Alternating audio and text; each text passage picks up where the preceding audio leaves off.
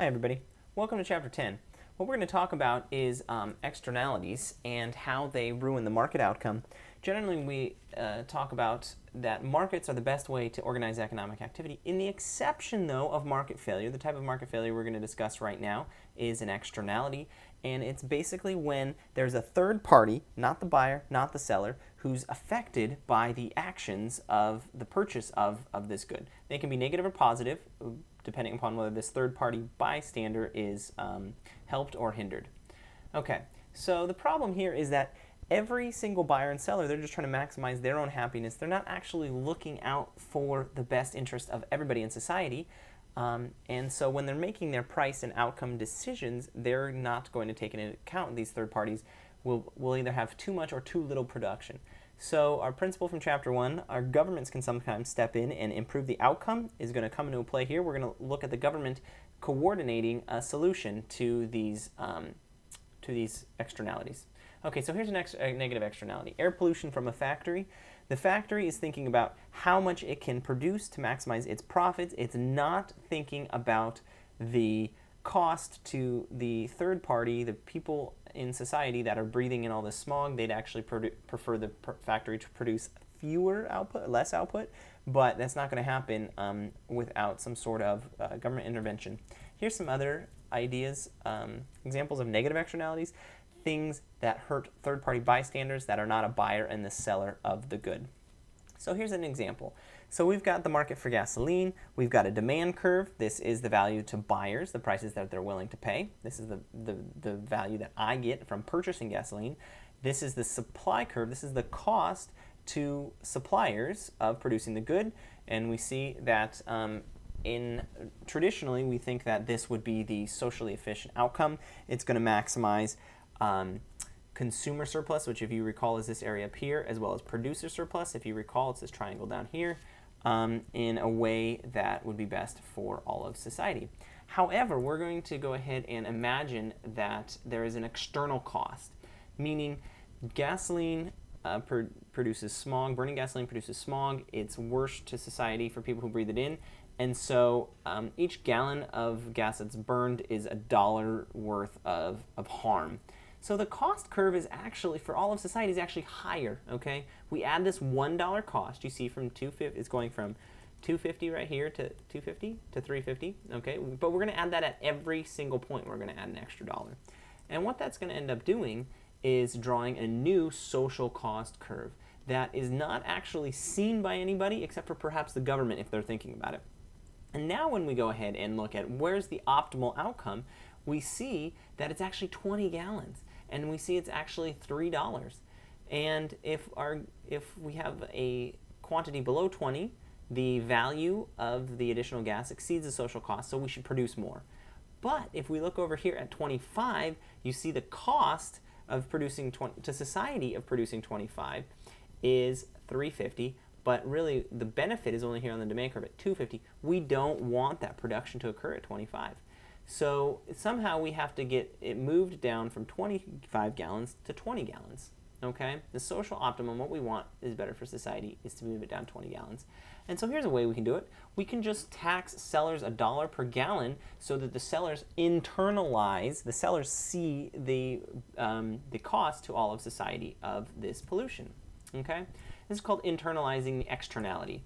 So what we want is the decision makers, i.e., me as the guy who's buying gas or the person who's selling the gas, we need to take into account all of the different costs and benefits for society.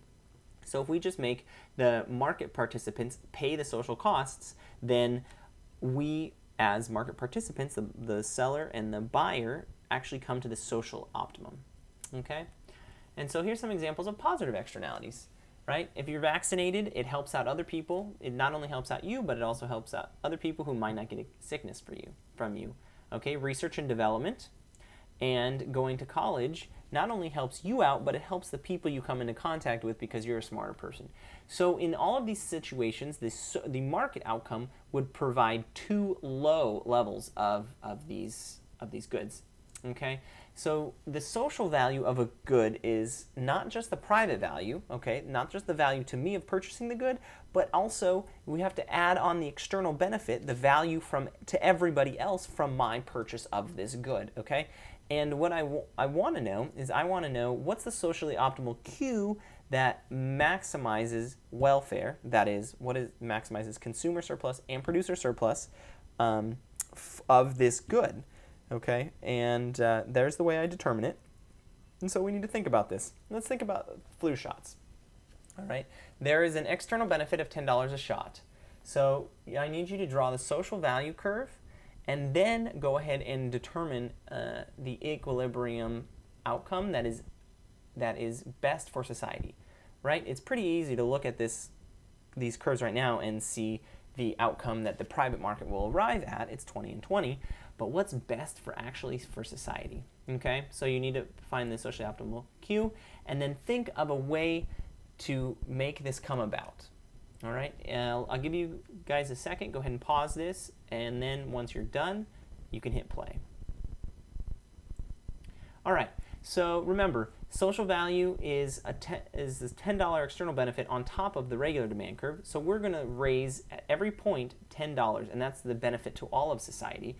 Okay, so then we see clearly the equilibrium point is right here, the equilibrium that is best for all of society, and the optimal Q is 25 shots. And so really what we need to do is use a subsidy of $10 per shot. Pay everybody who gets paid $10 per shot, then they'll be thinking about the right demand curve and we'll have the right outcome. All right, so here's the summary of the effects of externalities. Okay, if you have a negative externality, we have too much. All right, if you have positive externality, we have too little. And so how you fix it, you externalize the externality. Basically, if it's negative externality, charge a tax, a corrective tax we call it, because it helps the society correct. If there's a positive externality, offer a subsidy. There it is right there. Okay, so here's two approaches towards negative externalities. Particularly, some governments use command and control policies, and so basically the idea is, all right, we're going to figure out exactly how much, let's say, pollution that is okay for society, and we're going to just put a regulation. No firm is allowed to produce more than that.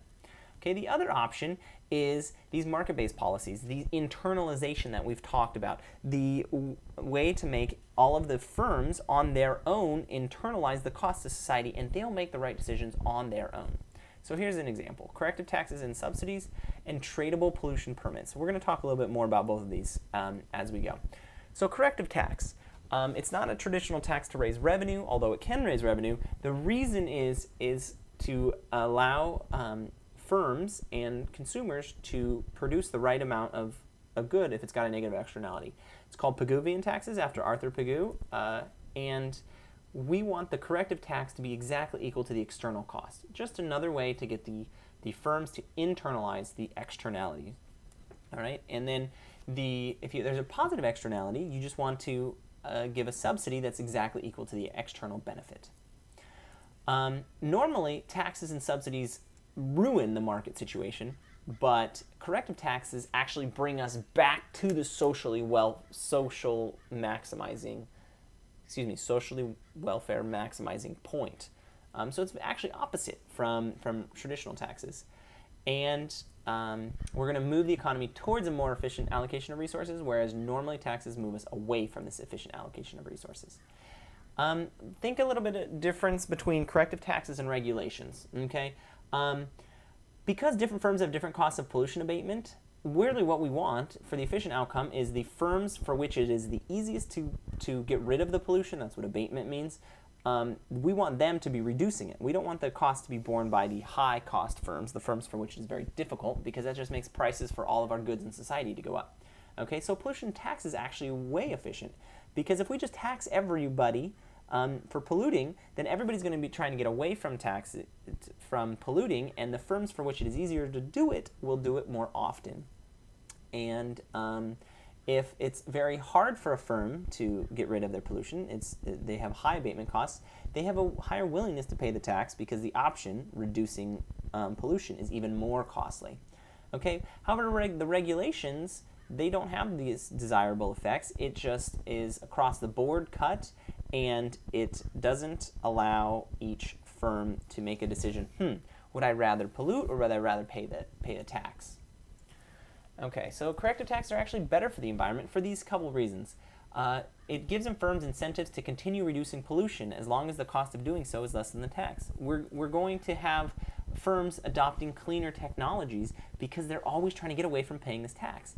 In contrast, if you put a certain number of tons of pollution that a firm can emit, once it gets under that, it doesn't try to reduce further, which is actually not better for the environment.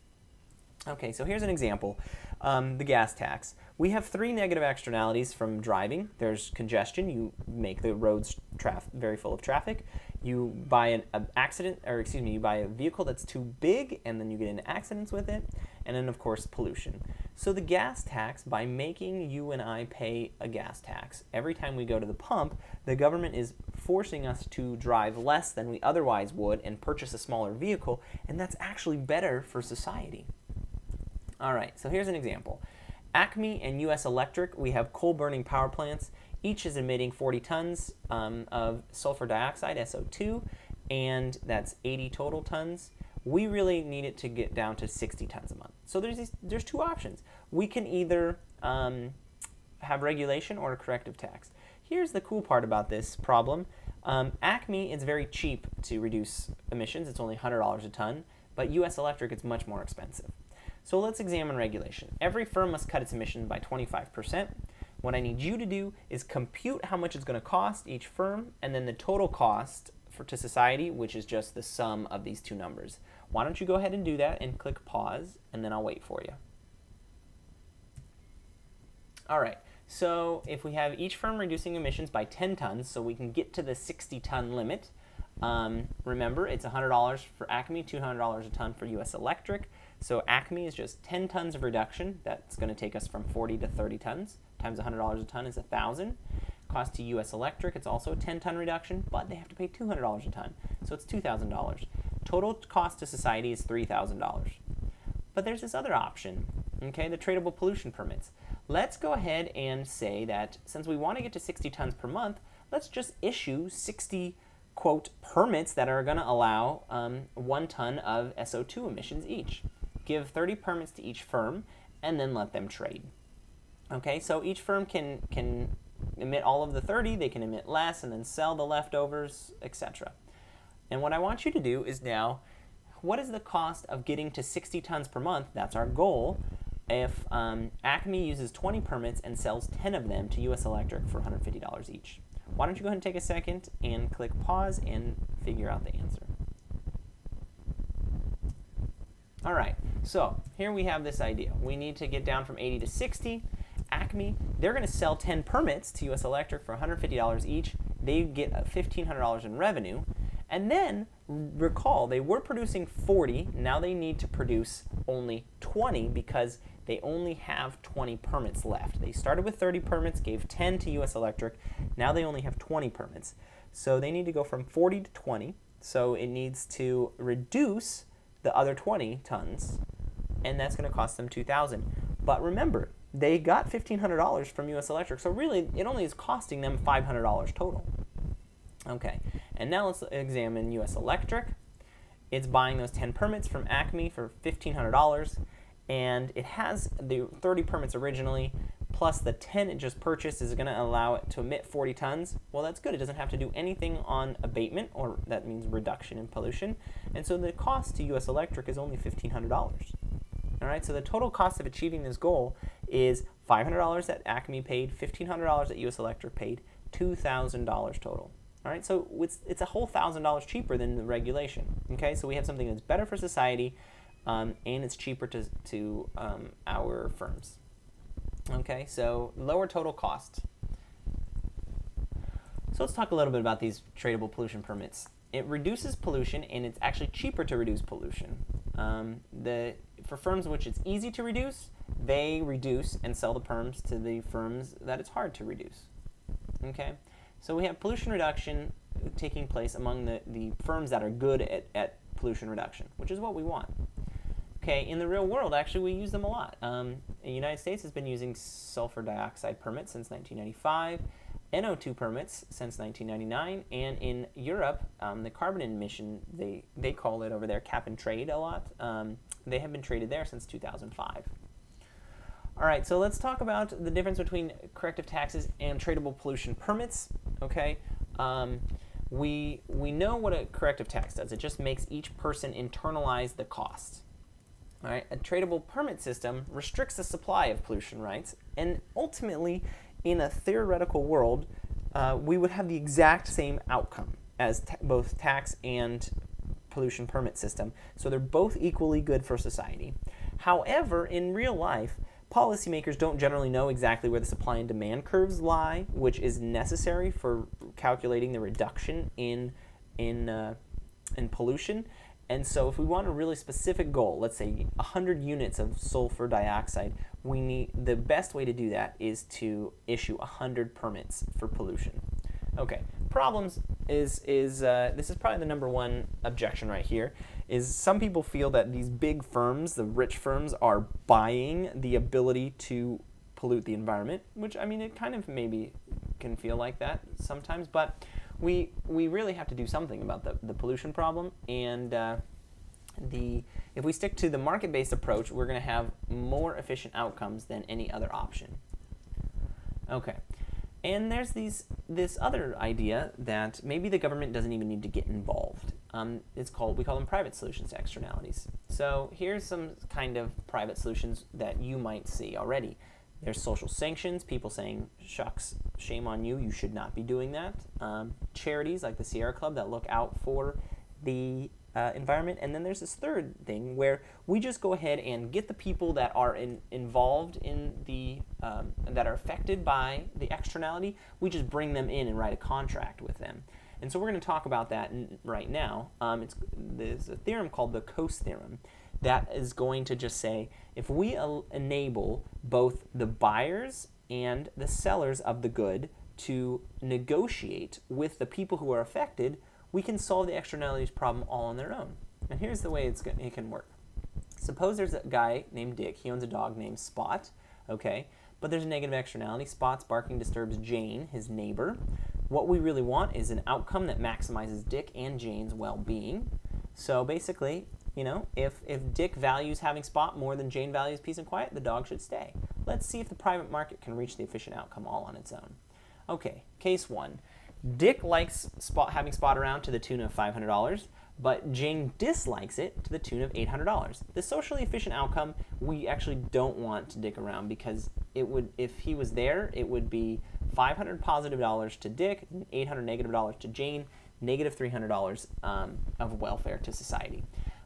So the private outcome would be that Jane pays Dick $600. Dick says, oh, I don't value having the dog around at $600. It's only at $500. I would rather just take the $500 payment. So he's up $100, and Jane is better off because she's up $200 because she only had to pay $600 to get rid of something that fell to her like negative $800. So they're both better off. Okay, the private outcome actually ended up being the efficient outcome because we enabled Jane and Dick to negotiate with each other. Here's another idea.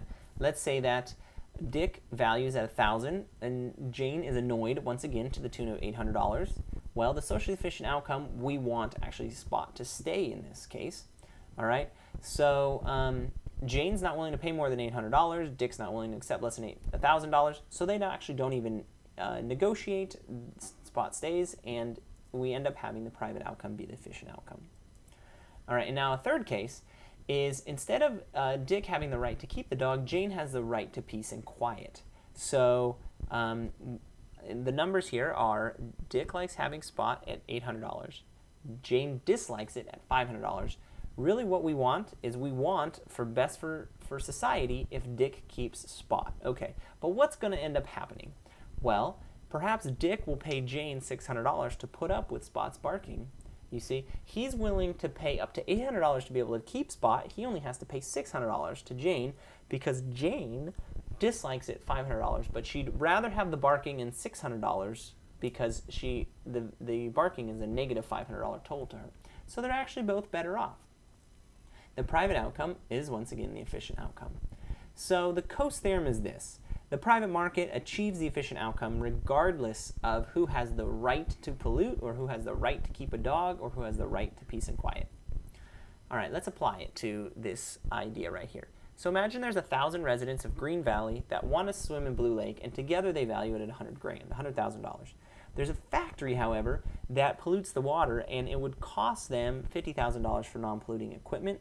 Once they pollute in the water, it makes it unable to swim in. So let's come up with a Coase-like private solution, and then come up with perhaps one or two problems with that. Why don't you guys take a couple seconds and think about it, click pause, and then come back. All right, so a Coase-like private solution would probably be the 1,000 residents team up and pay for the $50,000 equipment for the factory, right? Because they really want to swim in it to the tune of $100,000, so they should be willing to pay $50,000 for the equipment. They buy it and they give it to the factory, and then the factory installs it, and then everybody's happy, okay? Why might not this work? Well, clearly because it's probably really difficult to get 1,000 people coordinated to pay for a $50,000 piece of equipment for a factory that's polluting. People might be mad or other reasons like that. All right, so that leads us to the last slide. The 3 reasons why these private solutions might not work the way the Coase theorem predicts them to is because of transaction costs. Basically, it's really difficult to find or get to the owners of the factory. Stubbornness. Maybe they feel like they shouldn't have to pay this $50,000 because the factory should have to pay it. And or coordination problems, just getting everybody coordinated to pay all together. So these are the reasons why the Coase theorem might end up failing.